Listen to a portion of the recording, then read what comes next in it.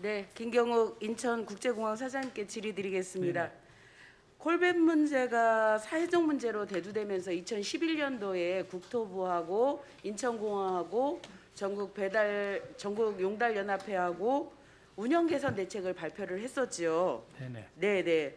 1리터놀 콜밴 상차장 운영권을 전용위원에게 위탁을 했어요. 그래서 문제 해결을 위해 양성화를 했지만 이후에도 바가지 요금이나 호객행위 등 콜밴 관련 문제는 끊이지 않고 발생을 하고 있는 거 아시지요? 네. 예, 이러한 폐해는 전부 공항 이용자들에게 전가되는 것입니다. 문제가 지속되자 인천공항이 상차장 운영에 적극 개입해야 되는 거 아니냐라고 저희가 물었습니다. 그랬더니 국토부와 인천공항은 전혀 다른 유권 해석을 내놨어요. 가령 인천공항은 법률 자문 결과 국토부로 인해서 개입이 불가하다 이렇게 얘기를 했고요. 국토부는 인천공항이 개입할 수 있다 이렇게 얘기를 했습니다. 그 자문 내용을 보면 인천공항은 정당한 점유이기 때문에 공항공사는 운영 간섭을 못한다라는 입장이고요. 국토부는 합리적인 방안이 마련되지 않는다라고 하면 계약 해지와 운영에 개입할 수 있다라고 확인을 해줬어요. 도대체 어떤 게 맞는 건지 모르겠습니다. 어떤 게 맞을까요? 뭐 형식적으로는 공항공사 얘기가 맞다고 보고요. 형식적으로는. 예. 근데 이제 뭐 실질적인 내용을 보면은 그 안에서 차별이 있거나 하면은 안 된다고 보고 있습니다. 제가 그래서 공항공사가 이것을 계약 해지 또는 그 개선을 할 수 있다는 조항들을 좀 말씀을 드리겠습니다. 네네. 협약서에는 1년간 협약이에요. 1년간 협약이고 매년 연장을 해야 되거든요. 그런데 2019년부터 현재까지 연장을 하지 않았어요. 하지 않은 이유가 뭡니까? 저희는 이제 전국 용달 화물 자동차 운송 사업 연합회 네. 여기는 대표성이 있다고 인정을 해서 사실은 계약을 한 것입니다. 그러면은 이제 이 기관이 대표성이 있게 하려면은 그 소속 그 콜밴 업주들 내지 업체들에 공평하게 이렇게 해야 된다고 보는데 이제 그런 부분에서 문제가 발생한 것 같습니다. 이 부분은 저희가 어떻게 보면 상법상 계약입니다만은 좀 강하게 요구를 할 수 있는 사항이라고 보고 있습니다. 네. 협약서에는요 또 분기마다 평가를 받게 되어 있어요. 네. 아시죠? 3분기에 평가를 받게 되어 있어요.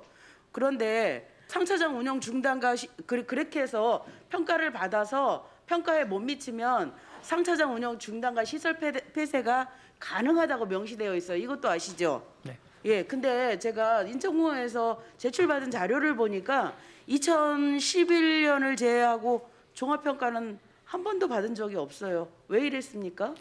이게 이제 어느 정도 안정화가 됐고 자동 갱신 조항이 있다 보니까 그렇게 온 거로 생각이 됩니다. 협약서에 종합평가를 반드시 받게 되어 있고 90점이 안 넘으면 계약 해지의 사유에 해당이 되는데 종합평가를 하지 않은 것 자체가 인천공항의 직무유기 아니겠습니까? 앞으로는 그 원칙에 따라서 평가를 하도록 하겠습니다. 저는요 인천공항이 운영에 개입할 수도 있고 그리고 관리 감독 의무가 있는데 지난 11년간 아무것도 하지 않았다라고 생각해요.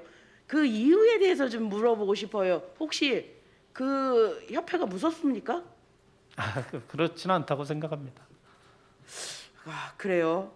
이 콜밴 영업의 불법으로 인해서 이 공항 이용객들이 굉장히 많이 고통을 당하고 있는 거예요. 저는 콜밴 문제가 지속되는 이유가 그 사장님께서는 지금 말씀을 조금 꺼려하시지만 이미 인천공항에서 특정 단체로 넘어갔기 때문에 손을 댈 수 없다라고 저는 그렇게 평가를 하고 있습니다. 어떤 업체로 넘어갔는지 다 아시죠? 계략적으로 알고 있습니다. 계략적으로 알고 있죠? 이게요.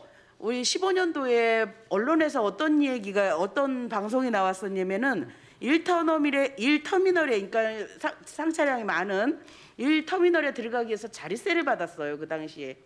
그리고 그것이 불법으로 나가해서 구속이 된 사람도 있고 그래요. 그런데 지금 어떻게 바뀌었는지 아세요? 혹시 아십니까?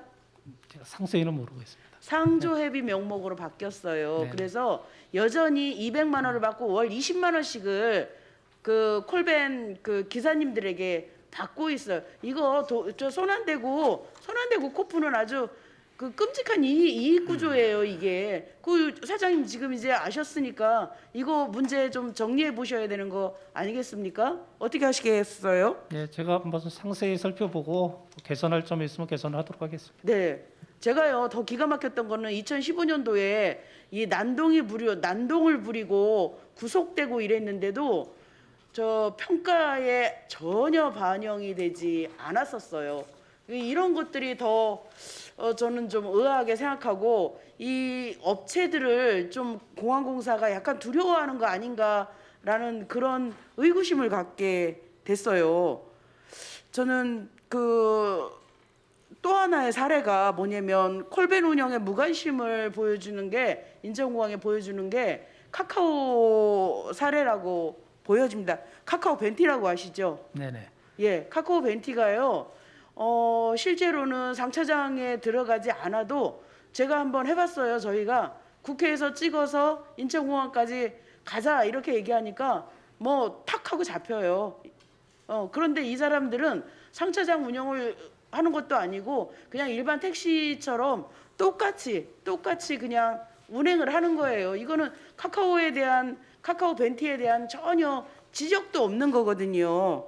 그래서요, 저는 이렇게 생각합니다. 이용객들 불편하지 않게 이 콜밴 상차장에 대한 강화된 관리 감독을 해야 하고요. 만약에 이것이 업체와 문제가 돼 있다라고 하면 전면 개방해서 택시 타는 사람이나 뭐 하는 사람이나 좀 편리하게 운영할 수 있도록 해야 된다고 생각하는데 사장님 의견 어떠십니까?